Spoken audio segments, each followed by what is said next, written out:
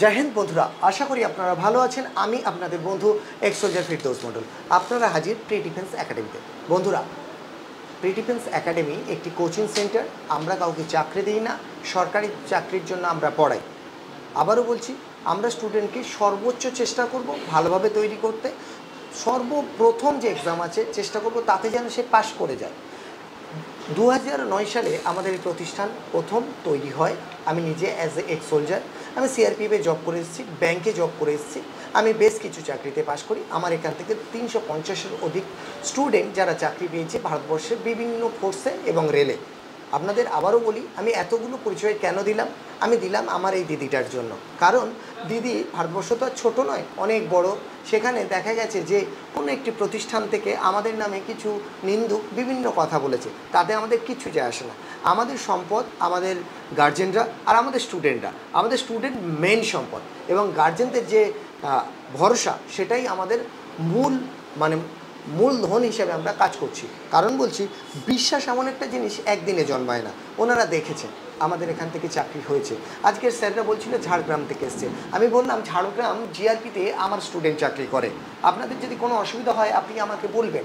বাড়িটা ওনার, আমি ঝাড়গ্রামে চাইনি, কিন্তু আমি বললাম যদি কোনো অসুবিধা হয় আমাকে বলবেন। অর্থাৎ এই জিনিসটা বলতে পেরেছি কেননা স্টুডেন্টই আমার, সে আমাকে ভালোবাসে, আমার সঙ্গে কথা বলে আজও পর্যন্ত। সবাই হয়তো বলে না, অনেকে মনে রাখলেও সময় পায় না। যারা সময় পায় একটা বার শুধু ফোন করে বললে আমরা বেশ খুশি হই, আনন্দ পাই। তো আজকের আমরা বাঁকুড়া থেকে একটি পরিবারকে পেয়েছি, আর আমরা একটু ওনাদের সঙ্গে কথা বলবো। নমস্কার দিদি, জয় হিন্দ। আচ্ছা, কে কথা বলবে? মা, তুই প্রথম কথা বলবি? ইয়েস, সাবাস। মা, তোমার নাম কি? আমার নাম লক্ষ্মী মাহালি। লক্ষ্মী মাহালি। বেটা, তুমি কোন স্কুলে পড়তে? আমি রানীমান গার্লস হাই স্কুল। আচ্ছা, তোমার হাইট তো অনেক কম লাগছে, তাই নাকি? তুমি এখন কেন এসছো? তোমার বয়স কত? আমার বয়স 17+। তুমি কোন ক্লাসে পড়ো? আমি মাধ্যমিক দিয়েছি। মাধ্যমিক দিয়েছি। তাহলে এখানে 11 এবং 12-এর পড়াশোনাও চলবে, সাথে সাথে চাকরির জন্য পড়বে, তাই তো? হ্যাঁ। ঠিক আছে, আপনারা খেয়াল করবেন ওর বয়সটা অনেক কম, তাই হাইট কম।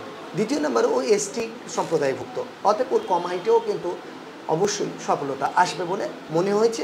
তাই আমার দূরদৃষ্টির ভিত্তিতে আমি ওকে নিয়েছি। কেননা আমার অনেক গার্জেন, যারা সিও সাহেব হতে পারে, ইন্টেলিজেন্ট ব্যুরো অফিসার হতে পারে, বা আদার্স যারা আছেন, আমাকে কল করে বলেন যে স্যার আপনার প্রতিষ্ঠানটা অনেক ভালো, ধন্যবাদ আপনাদেরকে।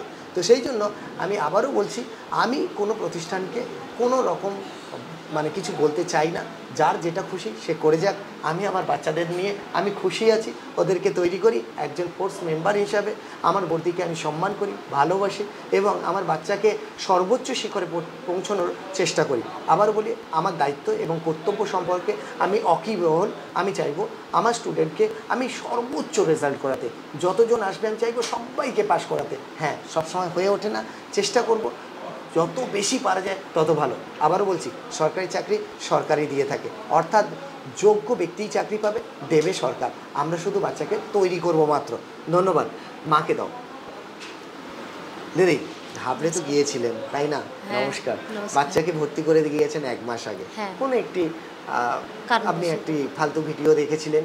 আমি কাউকে কিছু বলবো না। একটা জিনিস বলি, এই সিটের দায়িত্ব এবং কর্তব্য অনেক বেশি। এখান থেকে একটি কথা বললে সেখানে কিন্তু একটু চিন্তাভাবনা করে বলতে হয়। দ্বিতীয় নাম্বার, যদি কোনো ব্যক্তি কেউ যদি ভুল কিছু কাজ করে থাকে, আমি ভিডিও না করে আমি সঙ্গে সঙ্গে লোকাল অথরিটির কাছে যাব, পুলিশ স্টেশনে যাব, কোর্ট আছে, সেখানে গিয়ে ডাইরেক্ট তার নামে কেস ফাইল করবো। তাতে আমার খুব তাড়াতাড়ি হবে। তারপরে ভিডিওটা বানালে কি সুন্দর হয়, তাই না?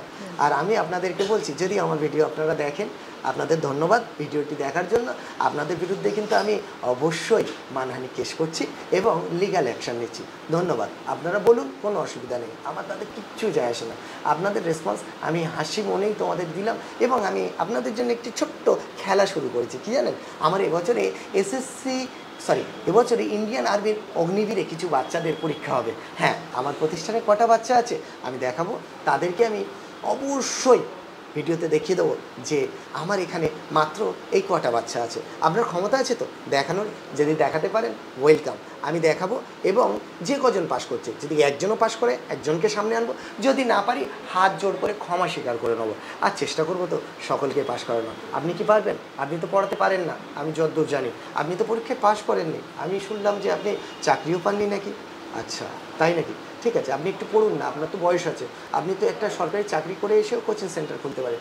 ও সরি, আপনি তো গ্র্যাজুয়েটও মনে হয় করেননি, আমি ঠিক জানি না, জানেন? যদি করে থাকেন ভালো, ধন্যবাদ। আপনাদেরকে বললাম, হয়তো আমি এইভাবে কোনোদিন ভিডিও বানাই না, যেহেতু আপনি আমাকে বলেছিলেন, আপনারা আমাদের অভিভাবক, আপনারা দেখেছেন। বাচ্চাদের আবারও বলছি, প্রতিষ্ঠানে আপনারা যান, দেখুন, প্রয়োজনে আপনারা আসুন, বাচ্চাদের সঙ্গে থাকুন 1-2 দিন, কোনো সমস্যা নেই। একটাই জিনিস বলবো, সফলতা আসে কিন্তু যোগ্যতার ভিত্তিতে, আর যোগ্য তারাই হতে পারে যারা সঠিকভাবে নিজেদেরকে তৈরি করতে পারে। আমি যোগ্য ছিলাম বলে আমি সাকসেস হয়েছি, আমি চাকরি করেছি। আর যোগ্য যারা হয় না তারা সার্ভিস পায় না, অন্তত ইন্ডিয়ান আর্মিতে তো পাই না, ডিফেন্সে কোনো ক্ষেত্রে, সে BSF, CSF, CRPF, SSB, ITBP, Assam rifle, NIA, SSF হলেও যোগ্য হলেই চাকরি পায়। ক্লিয়ার? যোগ্য হলে চাকরি পায়। অতএব আপনি যোগ্য নন তাই চাকরি পাননি। আপনার টাকা থাকতে পারে, আপনি অনেক টিচারকে রাখতে পারেন, আমিও রাখতে পারি, কোনো অসুবিধা নেই। টাকা আমার নেই, ভালোবাসার জোরেই আমার টিচাররা আমার কাছে আছে। আমাদের টিচারকে আপনারাও অনেক প্রলোভন দিয়েছেন, নিয়ে যান না, কোনো অসুবিধা নেই, আবার তৈরি করে নেবো। যতদিন আমি ঠিক থাকবো না ততদিন আমি আমার টিচারকেও নতুনভাবে গড়ে নিতে পারবো। আমার টিচারকে আমি ভালোবাসার বন্ধনে আটকে রেখেছি, যদি কেউ যেতে চায় ওই যেতেই পারে। ঠিক আছে, কারোর জন্য একাডেমি করিনি, আমি নিজে ভরসায় নিজে সকল সাবজেক্ট পড়াতে পারি। আমার টিচাররা অনেক ভালো, তারা অনেক কোয়ালিফাইড, তারা গাদ্দার নয় আপনার মতো। ধন্যবাদ, ভালো থাকবেন আপনিও। আপনার সুস্থতা কামনা করে আমি এই ভিডিওটি শেষ করছি। আপনারাও ভালো থাকবেন। ধন্যবাদ স্যার, জয় হিন্দ।